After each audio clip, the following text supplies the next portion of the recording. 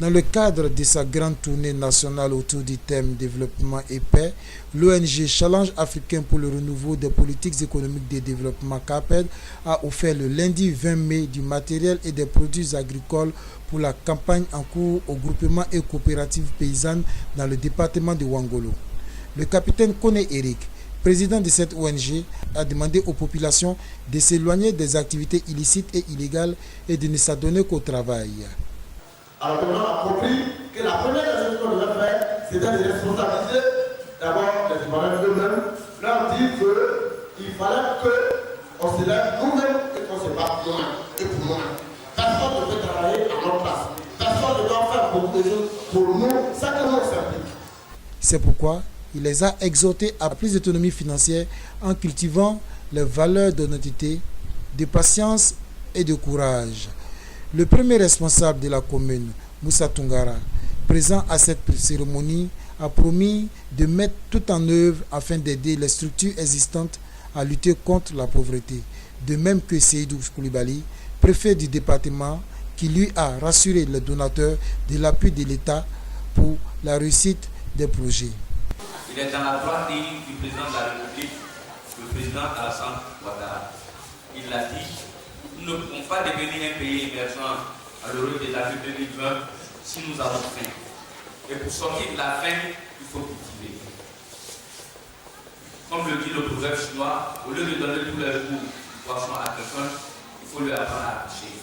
Et c'est ce que le capitaine Eric a compris. Au lieu de chaque fois de venir distribuer des vivres à ses parents, il préfère leur donner des semences. Et ça n'a pas commencé par ici. Sont sérieux dans son organisation. Le sérieux qu'il y met fait aujourd'hui qu'il suit la confiance du gouvernement et du président de la République. Ça, c'est important. Kone Yaya, président de l'ONG OAA, a quant à lui remercié l'ONG CAPED pour ce dispositif, avant de souhaiter l'ouverture des barrages hydrauliques pour pouvoir cultiver en toute saison le riz et le maraîcher. Ému de recevoir tous ces dons, le chef de canton a pris l'engagement d'octroyer 100 hectares à l'ONG CAPED, en plus des 300 autres hectares que l'ONG OAA a mis en valeur grâce au soutien du CAPED depuis 2011. Faut-il le rappeler, cette ONG est une structure apolitique qui vise l'éveil des consciences des jeunes Ivoiriens à se prendre en charge.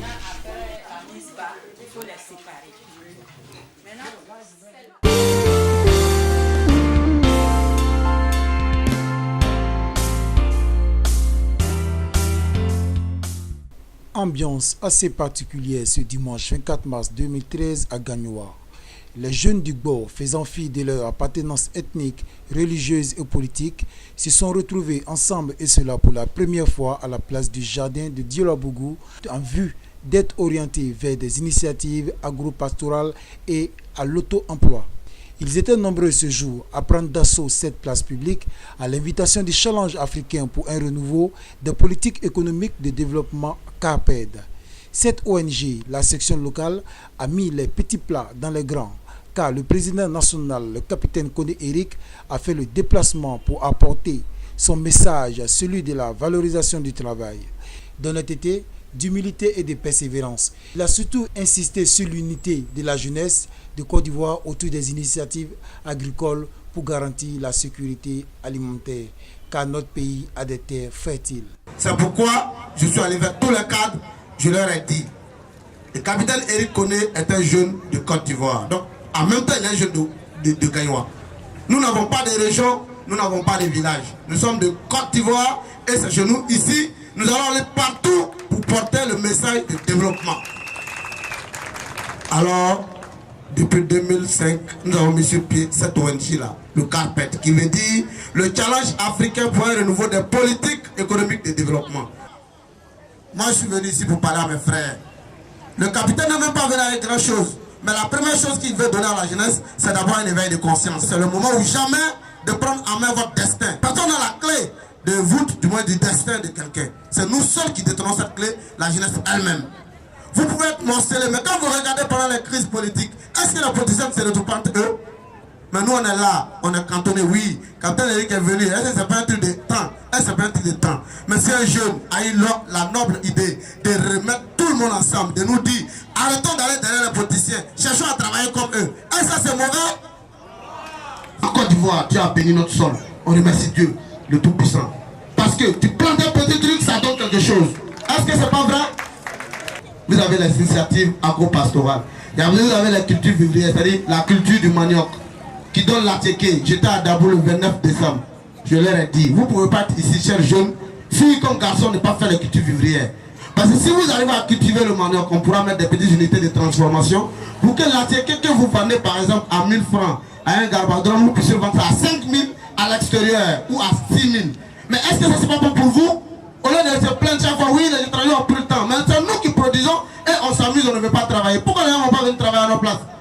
En marge de la cérémonie officielle, le président Koné a été reçu par le préfet des régions, M. Nzikanga, par le préfet de police, les cadres de la région, le ministre Dakouri Tablé, l'honorable Abel Doré, le maire Bamba Medji et le doyen Djedje Bagnon. Le CAPED a reçu le soutien du président national de Nana Prosi, M. Seri Géver, de M. Guizier Lambert, président des chefs traditionnels de Gagnoua et des ex-combattants qui comptent beaucoup sur cette ONG. Personnalités administratives, politiques et militaires ont bien voulu s'exprimer sur cet important don du CAPED. Bon, je vais tout d'abord, avant tout propos, je vais d'abord remercier le capitaine Eric pour l'esprit d'initiative qu'il a eu. Moi, je pense qu'il faut suivre le capitaine Eric parce que c'est le jeune frère qui est encore à pied, qui a pu unir la jeunesse de toute tendance politique. C'est une très bonne initiative. Une très bonne initiative du capitaine Koné, d'autant plus qu'en fait ça contribuera à encourager la population locale à être plus proche des autres. Et surtout nous aussi, et ça nous permettra de nous donner certaines idées par rapport aux formes d'aide qu'on peut apporter à cette même population, et surtout la région du Gagnoua. Et on vous remercie encore une fois de plus par rapport à cette invitation. C'était un honneur pour nous.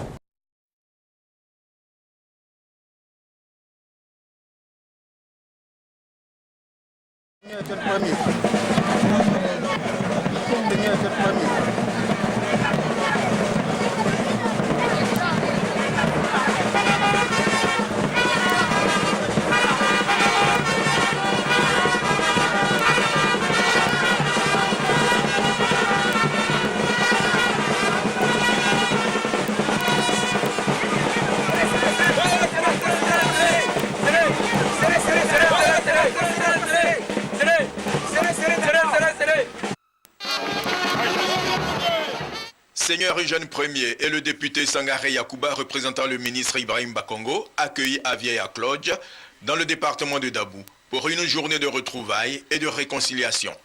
Les divergences entre les habitants du quartier Okroyou perduraient. Fils du village, Eugène Premier a voulu les aplanir. Mission réussie par le religieux. Il a saisi l'occasion pour évangéliser les patriarches du village. Il invite chacun à mettre Jésus-Christ au-dessus de tout. Invité spécial de Eugène Premier, le capitaine Eric Koné. Pour lui, le développement s'appuie sur la paix, la sécurité alimentaire, sociale et physique. Capitaine Eric Koné exhorte les populations du Léboutou à s'inscrire résolument dans le processus de réconciliation. On doit installer une industrie de la tchéké ici. C'est l'aliment premier de notre pays. Les gens exportent la tchéké jusqu'en France. Ils ne sont même pas ivoiriens. Et nous perdons le temps à passer dans des choses qui ne payent même pas. Oui, il faut ceci. On n'a pas besoin de milliards. Nous, on est parti de rien du tout. On entend se battre. Mais face à un seul franc qu'on fait des choses. Alors, chère jeunesse, vous n'avez pas besoin d'attendre des millions. Oui, il n'y a pas de travail. On peut tout créer ici. On n'a pas besoin d'aller à Abidjan. On n'a même pas besoin d'aller derrière des politiciens. Les politiciens, ils ont leur vision. Ils veulent nous aider. Mais nous devons les aider aussi en proposant quelque chose. La paix de votre reçu est entre vos mains, chère jeunesse, et je vous confie cette clé. Je vous remercie. Oui, nous avons... Il est beau, mais il fait faire son travail. Lui et Eugène Premier, ils ont le même tempérament. C'est des gagneurs, des bâtisseurs, des gens qui ont une autre vision du monde. Vous voyez, le capitaine, je suis content de ses propos. Il est jeune, il est militaire, mais son discours n'est pas un discours militaire. C'est un discours d'homme d'État. Il donne une orientation à la jeunesse. Si vous pouvez faire plus fort, mesdames et messieurs, les politiques sans distinction ethnique et naturellement sans appartenance d'autres mesures que ce soit. Pour lui, un jeune est un jeune. Depuis longtemps, on voit un militaire en tenue et ici, par-ci, par-là, on dit mais qu'est-ce qu'il veut, ce jeune homme?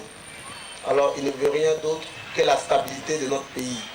Or la stabilité repose sur la sécurité et la sécurité elle-même a 3 volets, notamment la sécurité physique qui est garantie par 2 autres volets qui sont la sécurité alimentaire et la sécurité sociale. Celui qui ne mange pas ne peut pas parler de paix et de sécurité. Il va être manipulé ou il va être dans une position pour notamment éprouver la sécurité publique, c'est-à-dire braquer ou commettre d'autres actes qui ne sont pas acceptables. Il y a aussi la sécurité sociale. Celui qui n'est pas inséré, qui n'a pas de quoi se nourrir, qui doit toujours tendre la main, c'est celui qui peut non seulement aller braquer, et c'est celui qui peut aussi se lever et être manipulé en ce qui concerne la sécurité intérieure. Or, nous tenons tellement à ce que ce pays soit stable sous la direction du président Alassane Ouattara, qui est un grand monsieur et qui a une grande vision pour cette Côte d'Ivoire. Alors donc, nous ne pouvons que nous battre d'une manière ou d'une autre pour assurer la sécurité. Donc c'est pourquoi la mission première du soldat est d'assurer cette sécurité qui remplit tous ces 3 volets-là. Nous avons décidé depuis 2011 à parler de la question de la réinsertion dans notre pays. C'est le pilier de la stabilité.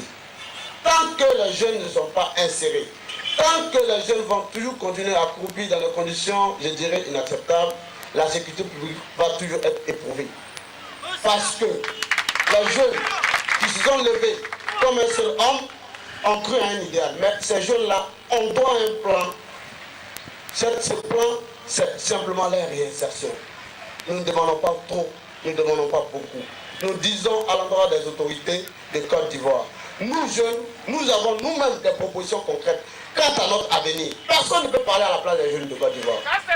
Personne.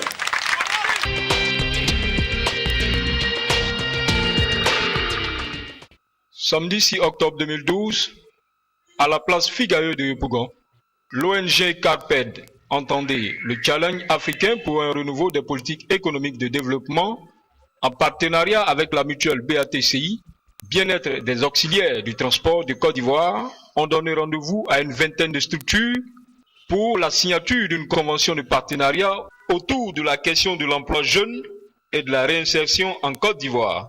En fait, il faut savoir une chose. La règle d'or de la stabilité et de la réconciliation nationale, c'est l'insertion des jeunes. Tant que les jeunes de Côte d'Ivoire ne sont pas insérés ou réinsérés, il n'y aura pas, je dirais, une tranquillité. Parce qu'un jeune sans emploi est une menace pour la sécurité publique et pour la sécurité intérieure. D'où la nécessité de se pencher très sérieusement sur la question de l'emploi jeune. Je dirais toutes les tendances en Côte d'Ivoire étaient là-bas. Donc je peux saluer la GFPI, le COGEP ou encore tous les mouvements qui sont aujourd'hui au niveau de la Fédération des mouvements patriotiques pour la paix, conduits par les camarades mystiques et ces camarades qui sont ici présents, avec le camarade Marino qui est à la tête de la Ligue pour le développement. Excusez-moi pour le développement. On y va.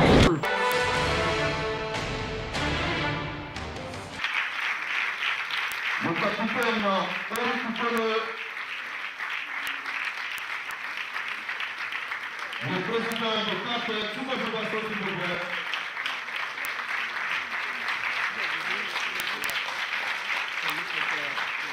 Il a traité le pays avec un beau costume. Merci infiniment, mesdames et messieurs, distingués invités, de votre présence à tous qui nous rassure. Naturellement, nous faisons un clin d'œil particulier aux hommes de Dieu présents et à nos chefs coutumiers, et sans oublier toutes les structures des jeunesses de Côte d'Ivoire. Après l'indépendance en 1960, les autorités ivoiriennes, avec à leur tête le président Félix Houphouët-Boigny, ont fait de la promotion du développement économique et social leur cheval de bataille. Des investissements massifs ont été orientés dans de nombreux secteurs, à titre indicatif le secteur de l'éducation, qui a permis à la Côte d'Ivoire d'avoir des cadres à travers un système éducatif tourné de plus en plus vers le modernisme. Avec l'essor démographique et la conjoncture économique des années 80 et 90, le secteur de l'éducation a été victime de contractions budgétaires avec des effets pervers sur les enveloppes allouées aux aides sociales, telles que les bourses, les formations continues, etc., etc. Du fait de cette situation de trésorerie tendue, la politique de l'emploi et de la réinsertion a enregistré des résultats mitigés. Les différentes crises socio-politiques ont malheureusement contribué à dégrader les fondamentaux du système éducatif et à impacter négativement les valeurs d'excellence, de mérite et l'esprit d'entrepreneuriat. La jeunesse ayant payé un lourd tribut au cours des 2 décennies, quand on sait qu'elle est le fer de lance de tout essor au développement économique et social, sa vulnérabilité et son inactivité sont nécessairement un frein à l'avancée démocratique et à la bonne gouvernance. Victimes du chômage, de la pauvreté et du manque de formation véritable, les jeunes en quête d'orientation pour la plupart, désemparés pour certains et ex-combattants pour d'autres, continuent encore à juste titre de s'interroger sur leur avenir. Le challenge africain pour un renouveau des politiques économiques de développement, CARPED, pense que la problématique de l'emploi et la réinsertion des ex-combattants mérite d'être analysée. Et qui mieux que les jeunes eux-mêmes pourrait bien le faire. C'est dans le souci de répondre à cette interrogation que le CARPED organise aujourd'hui les premières assises de toutes les structures de jeunesse sur le thème de la problématique de l'emploi et la réinsertion des jeunes. Mauvaise